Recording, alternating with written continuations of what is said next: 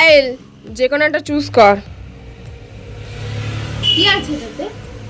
আমপোড়ার শরবত। তোদের বাড়ি কুটুম হয়ে আসলাম, কোথায় খাসির মাংস খাওয়াবি পয়লা বৈশাখের দিন?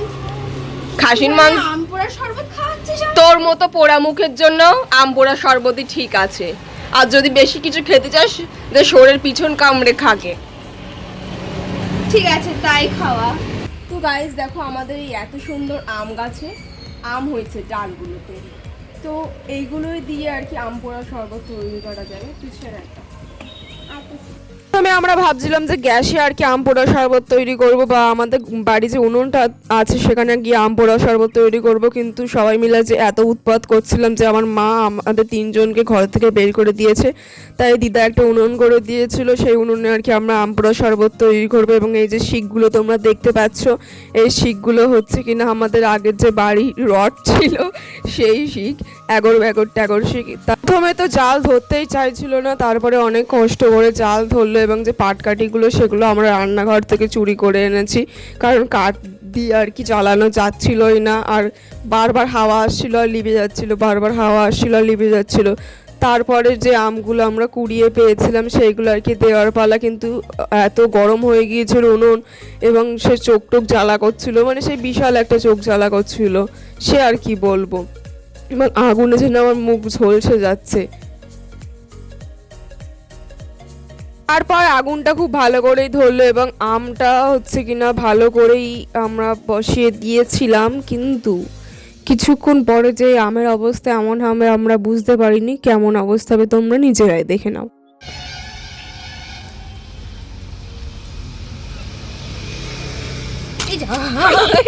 সব পুড়ে গেল রে, সব পড়ে গেছে। আমাদের আমপোড়ার বীজ মরে গেছে। যাই হোক, তোমরা আমপোড়া বানানোর সময় একটু বাবা গো শিকগুলো। যাই হোক গাইস, আমাদের তো আমপোড়ার বীজটা মরে গেছে। তোমরা আমপোড়া বানানোর সময় একটু সাবধানে শিকগুলো দেবে, যাতে আমাদের মতো এরম ভাবে আমপোড়ার বীজ না মরে।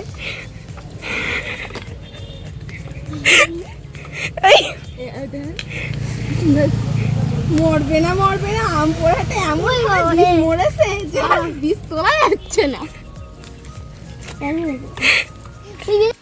যাই হোক গাইস, আজকে আমপোড়া তো হেভি জমবে, আমাদের আমপোড়ার শরবত তো হেভি জমছে গাইস।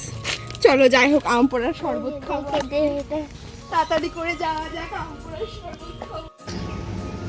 তো গাইস দেখো আম পোড়াতে পারলাম না, অথচ তার আগে ওদের দুজনের কামড় মারা হয়ে গেছে। তো যাই হোক,